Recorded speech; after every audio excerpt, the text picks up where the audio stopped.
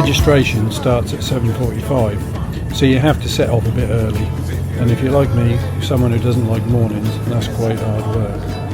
It was a beautiful ride through some lovely countryside to get there though, stunning views. Fortunately, the weather was dry and sunny. You keep riding through the entrance until you reach the marshalling area. It's a beautiful day. Park up wherever you can find a space and head over to the registration desk near the porta cabins. So come on, let's play.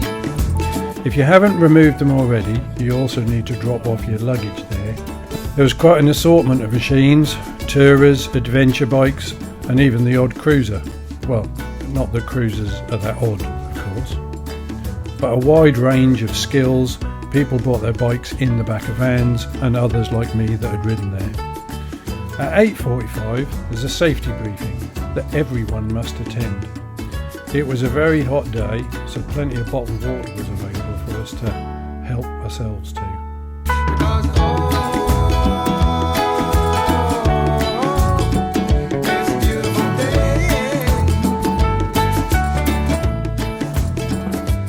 Although they ran through the details of the track, you can only really learn it by riding it. However, the runoff information was important to know, as there is one particular corner where you'll just end up in a field. After sorting everyone into groups, a 5-minute and a 2-minute warning was given, 5 minutes, guys, 5 minutes. and the first groups headed out onto the track.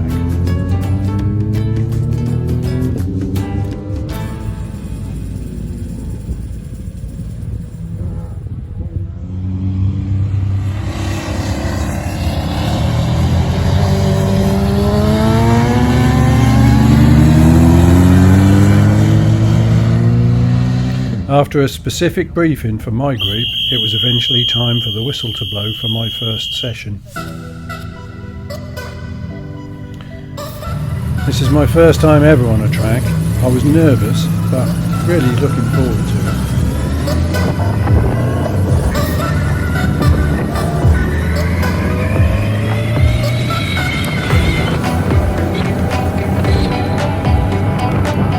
The timer will give you an idea of the different times it took me to go round.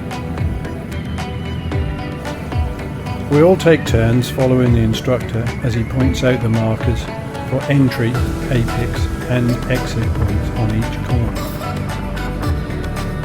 It's a fairly leisurely ride round the first time, and you can start to then translate the map that you saw in the briefing into the actual layout of the track.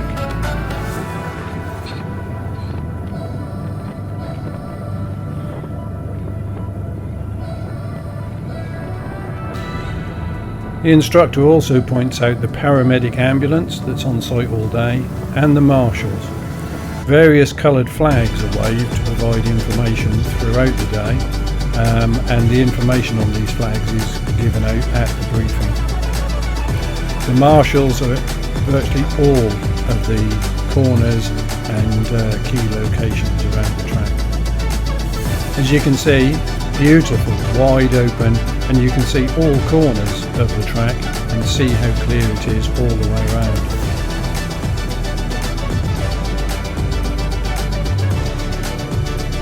It's also quite a narrow track as well.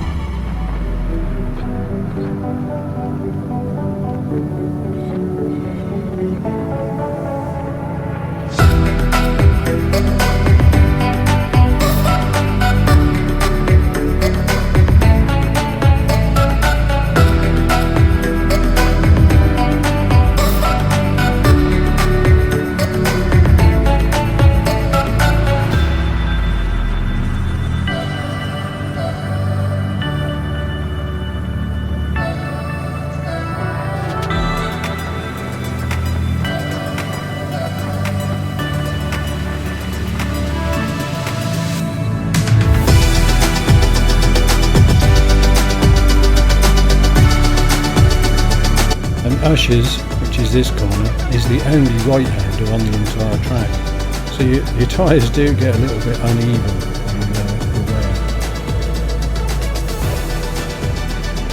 Off to the right is the entry back into the pit area. and at this point the instructor gives a signal to swap positions. The person behind moves over to the left, the group then passes by, and then you tag on the end.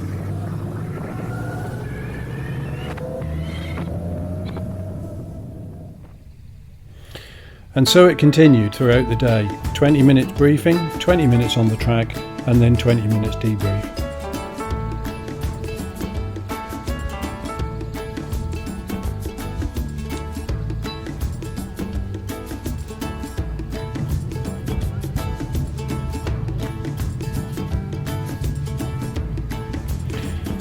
Make no mistake though, this is a very busy, almost non-stop day, apart from an hour break for lunch. It is literally all go.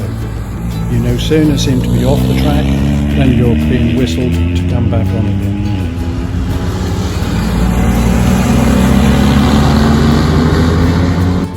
Each session focused on the key elements of the roadcraft system, so information, position, speed and braking, gear selection, and then acceleration, and then ultimately overtaking.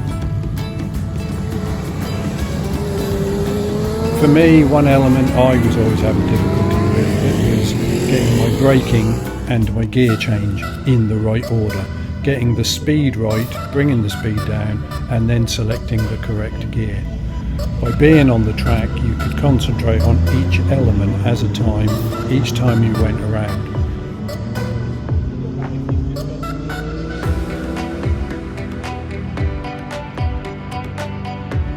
On the second session, each of us took the lead, so the instructor could sit behind us and could assess our areas for improvement. So now you can see the time it took me. This is my first one where I didn't have anyone to follow, and I had to pick the lines, the braking points, and set the speed myself. As I say, each time if you just get your head around just concentrating on one thing, on this, I think it was this first session, I stayed in third gear virtually all the way just so I could concentrate on the lines and then ultimately getting the braking right.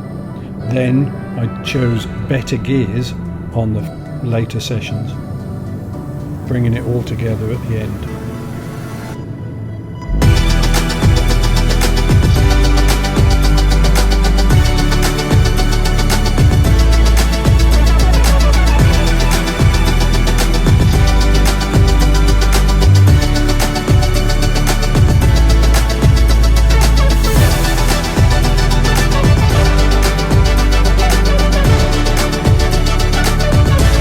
This corner that I regularly touched the foot peg down each time I went round. I was feeling quite chuffed with myself.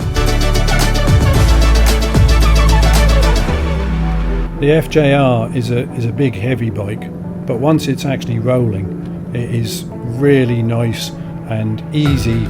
I wouldn't say it's flickable from one side to the other, but it certainly is easy to roll across and take these corners at pretty good speeds.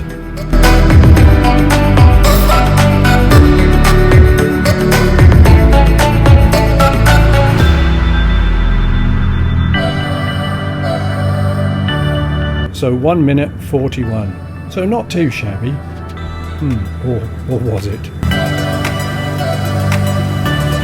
My instructor was soon able to point out different areas, and to say the changeover, I would then pull over, the group takes past, and then I follow them behind, and then someone else is in there.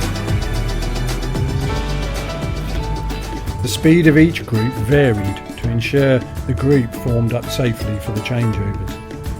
So at this entrance point here, it was quite often that you'd see groups almost crawling just to let the people behind catch up, and so that the changeover was done safely.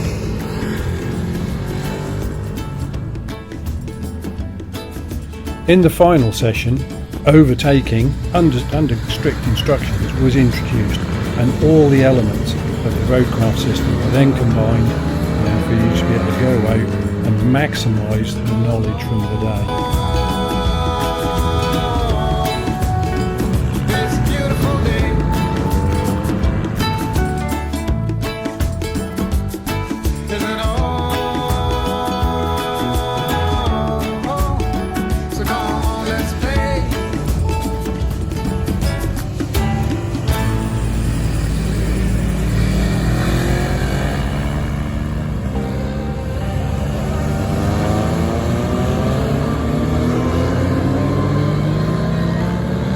So now it was time for me to put it all together on that last lap.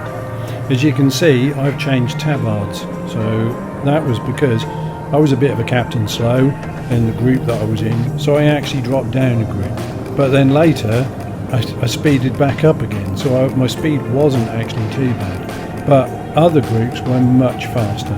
So consequently, as the day goes by, you're assessed continuously to make sure that you're riding within your limits and that you're not holding everyone up. Here you can see on the back straight, I did touch momentarily 95 mile an hour. The track limit is 90 miles an hour anyway. And it was at this point that the battery in the camera on the rack at the back decided to die. So a bit annoyed there, as I've been quite diligent in swapping the batteries out during the day.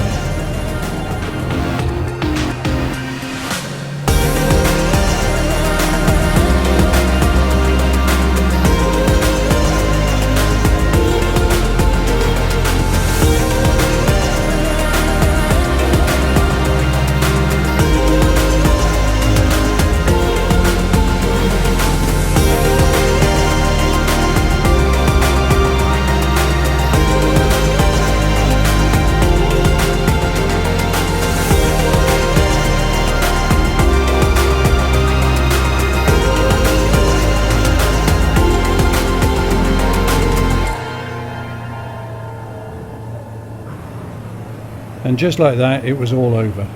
And I'd taken 8 seconds off my run time, which it's not about the time, but it just shows the level of confidence and extra benefits I got from pulling all of the different things they'd taught me into practice.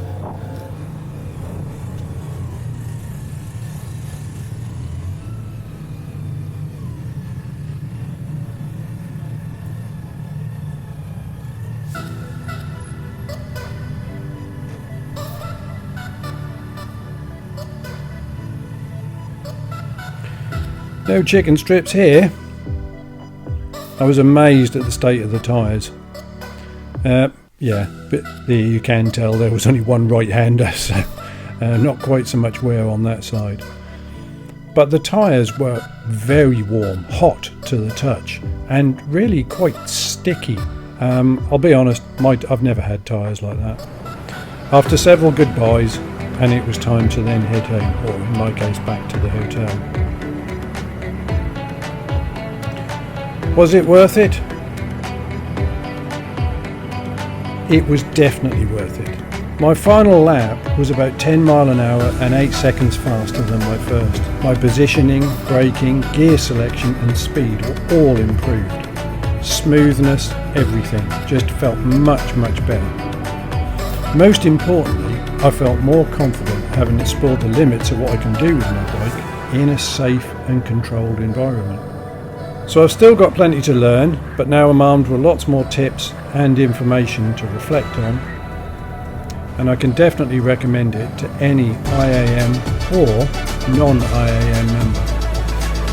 And I'd like to say, a huge thank you to all the IAM volunteers and staff for putting on a very well organised, very safe and a wonderful, fun day.